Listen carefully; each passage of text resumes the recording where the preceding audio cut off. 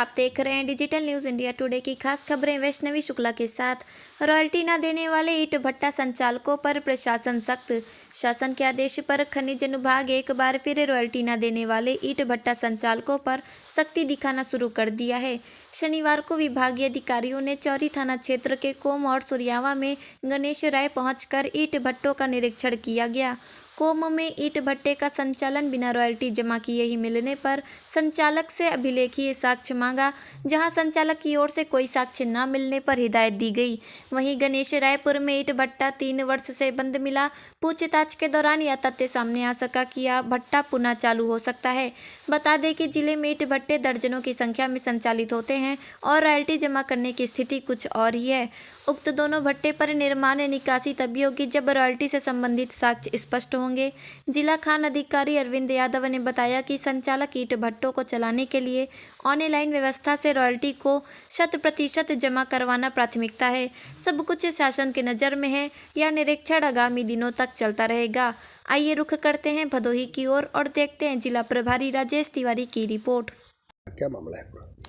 गणेश रायपुर में सूचना मिली कि एक अवैध ईंट भट्टा का संचालन हो रहा है, तो उसकी जांच करने जब हम यहाँ पहुँचे तो मौके पर पहुँचने पर यह पता चला कि इस भट्टे का विनिमय शुल्क जो मिट्टी की रॉयल्टी होती है, ये पिछले 3 वर्षों से जमा नहीं है और पिछले वर्ष तक ईंट भट्टे का संचालन किया गया है। इस वर्ष में अभी वर्तमान स्थिति में संचालन का काम नहीं हो रहा है, परंतु पिछले 3 वर्षों से बिना रॉयल्टी जमा किए इस ईंट भट्टे का संचालन हुआ है। तो ऐसी स्थिति में हम लोगों ने प्रयास किया इसके मालिक से बात करने का, तो मालिक से टेलीफोनिक बात हुई। मालिक ने कहा है कि हमारा जमा तो नहीं हुआ है। तो हम लोगों ने उनको मौखिक तौर पे कहा है कि आप जितना बकाया है सारा जमा कर दें और अन्यथा की स्थिति में आपके ईंट भट्टे से कोई ईंट का निष्कासन का कार्य नहीं होगा, और मौखिक तौर पे कह दिया है। और लिखित तौर पे हमने अभी सुपुर्दगीनामा बनाया है थानाध्यक्ष सुरियावा के नाम से। वहाँ जाकर भी हम लिखित तौर से इसकी सूचना थाना पे दे देंगे और थाने से ये कहेंगे कि जब तक ये पूरी रॉयल्टी न जमा करे तब तक यहाँ से कोई भी कार्रवाई निष्कासन की, जैसे ईंट निकालना, विक्रय करना, ये सब न रहे। जैसे ये पूरा जमा कर देगा उसके बाद ये इसको फिर से चलाने का परमिशन दे दिया जाएगा। और माननीय जिलाधिकारी के निर्देशन पे अभी कार्रवाई पूरे जनपद में चल रही है ईंट भट्टों की लेकर के।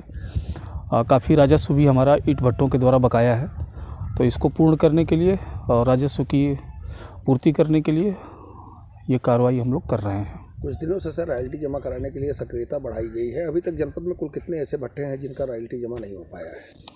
हम लोग लगभग 2 महीने से लगातार प्रवर्तन कार्य कर रहे हैं ईंट भट्टों पर।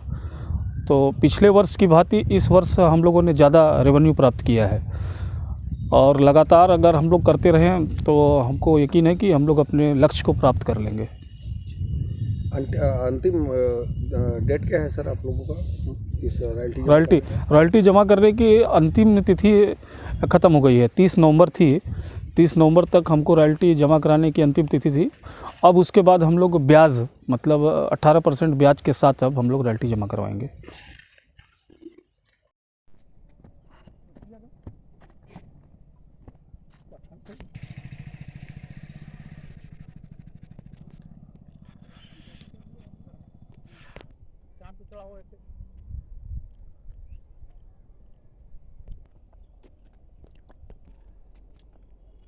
कोई मिले तो कार्रवाई हो, कोई मिलेगा नहीं तो